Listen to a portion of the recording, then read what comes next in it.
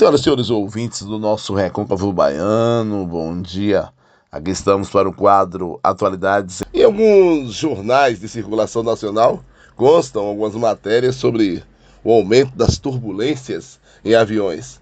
As viagens de aviões no passado eram elitistas, eram para poucas pessoas, porque eram muito caras realmente, mas notadamente a partir dos últimos 20 anos, por aí, houve uma popularização das viagens aéreas. Claro que há momentos que ficam caras novamente, o que é complicado, mas houve uma popularização e um maior acesso a viagens aéreas. Agora, algumas dessas viagens de aviões longas, internacionais, há queixas de turbulências, não é? Que a turbulência é causada pela instabilidade atmosférica, pela ação de diferentes correntes de ventos. Eu mesmo, esse ano, em maio desse ano, estive em Londrina, no Paraná, para ministrar uma palestra na Universidade Estadual de Londrina, a UEL. A ida, eu fui para Salvador, peguei um voo Salvador-São Paulo, São Paulo-Londrina, foi bem tranquila a ida. Mas o retorno, o voo Londrina-Campinas, o avião balançou muito, muitas turbulências. E também Campinas-Salvador. A ocorrência de turbulência, que o avião balança e você fica realmente com medo daquela sensação muito ruim. Então, o que está acontecendo, né? Segundo alguns pesquisadores, as próprias mudanças climáticas aumentaram a ocorrência de turbulências. Sempre tiveram. Mas com as mudanças no planeta a nível global, e claro que há elementos aí naturais, da dinâmica da natureza, mas há elementos humanos, da ação humana também. Não é? O clima no mundo está passando por um processo também pela ação impactante da ação humana, dos grandes grupos econômicos que desmatam, que queimam, dos grandes complexos industriais. Claro que há impactos no clima. Então, tem que se adequar a essas novas condições. Se respeitar os limites da natureza em alguns pontos e se adequar a essas novas condições. Claro que a viagem aérea continua sendo segura, mas tem todas essas condições de se adequar à natureza, ao que a natureza, a dinâmica da natureza. Algo que os povos indígenas sempre fizeram. Os indígenas sempre respeitaram os limites da natureza.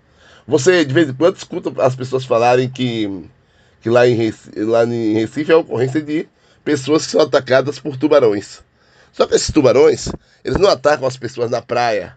Só se for no desenho animado, né? Tipo, quando eu era garoto, tinha um desenho animado de um tubarão que saía andando pelas ruas, mas só no desenho animado mesmo. O tubarão não ataca as pessoas nas ruas, não ataca as pessoas na praia, que a praia é aquela parte de areia, mas o tubarão ataca, em muitos casos, quando claro, eventualmente, as situações em que a pessoa não espera e é atacada pelo animal. Mas há muitas situações de imprudência, indisciplina e não respeito aos limites da natureza. Tem uma placa lá escrita: proibido nadar, proibido surfar, proibido entrar na água, área de ocorrência de tubarões. Está lá escrito na praia. O cidadão pega uma prancha, coloca debaixo do braço, a mãe fala não vai, o pai fala não vai, o tio fala não vai, avô, avó, familiares, de forma geral, não vá para aquela praia porque tem tubarões ali, é perigoso. Não, ele vai. Guarda-vida diz não pode entrar naquele trecho ali, ele vai. Guarda civil, polícia, todo. Não, ele vai. Porque esse cidadão, alguns jovens, simplesmente não respeitam os limites, não querem ter limites. E os limites são fundamentais. O questionamento é da seguinte natureza: será que os indígenas que antes que ocupavam, que habitavam, por exemplo, a área onde é hoje Recife, a belíssima capital pernambucana, aquela área ali, os indígenas que habitavam aquela área, será que eles entravam na desembocadura dos rios? Dos rios lá, o Capibaribe, os rios que tem lá. Será que eles entravam na desembocadura dos rios, que aquela parte do rio se encontra com o mar, no ciclo de reprodução dos tubarões? Será que eles entravam para desafiar tubarões? Não. Não. Será que eles entravam no rio em um período de enchente? Não. Há inclusive relatos no Brasil de que os indígenas falam que as áreas onde tem enchentes, eles dizem que aquelas áreas ali são áreas das águas. Então, quer dizer, são povos, os povos indígenas são povos que respeitam os limites da natureza. Só que tem outra coisa aí também que é importante destacar. A questão da disciplina. Deve-se questionar por que é que muitos jovens não querem respeitar os limites da natureza, é um ponto, mas os limites de tudo. É um desregramento geral. Não querem ter limites de horário, de acesso. Por exemplo, olha quantos casos acontecem aí. O cidadão vai fazer o Enem, os portões fecham pontualmente às 8 horas, por exemplo. 8 horas, tem que fechar 8 horas. O cidadão chega às 8h10, 8h05, 5 minutinhos só, abre aí. Agora, quando é para um show de uma banda famosa aí, sei lá, de qualquer estilo musical desse aí que goste de rock, sertanejo, sei lá o que, do que se goste, ou de funk, o estilo não importa. Quando é a banda de musical preferida, eles chegam um dia antes. O jovem, ele chega um dia antes, ou dias antes. Há matérias jornalísticas aí, que eu já vi na TV, de que o show da cantora famosa, do cantor famoso, vai ser na semana que vem. Faltando, às vezes, 8 dias para um show. Tem um grupo de pessoas acampadas lá, porque querem ficar logo na frente do palco. Quando é para o show, quando é para a festa, chegam dias antes para dormir em barraca. Aí, às vezes, para agendar uma consulta de exame para o pai ou para a mãe, para o avô, para a avó, aquele velhinho que ajudou na sua criação, que lhe ajudou tanto. Olha, fulano, dá para você acordar 5 horas da manhã para agendar uma consulta com o médico aí, para seu avô? Acordar 5 horas da manhã não dá não. Mas dormir em barraca dias para esperar shows musicais, aí pode. Não é? Então, quer dizer, agora, essa é uma questão que se deve considerar, não é? Que é muito complicada. Então, a respeitar os limites da natureza, isso para todos. Para todos. Por exemplo, todos sabem que os rios têm uma dinâmica natural. Os rios, às vezes, enchem. Chove nas cabeceiras, os rios enchem. Há rios aí que tem muitos anos que não tiveram enchentes, mas uma hora enche. Aí o cidadão constrói casas às margens dos rios e vai reclamar de quê? Não foi uma fatalidade, foi um erro. Um erro de quem construiu, um erro de quem permitiu. No caso, é a gestão pública, de forma geral.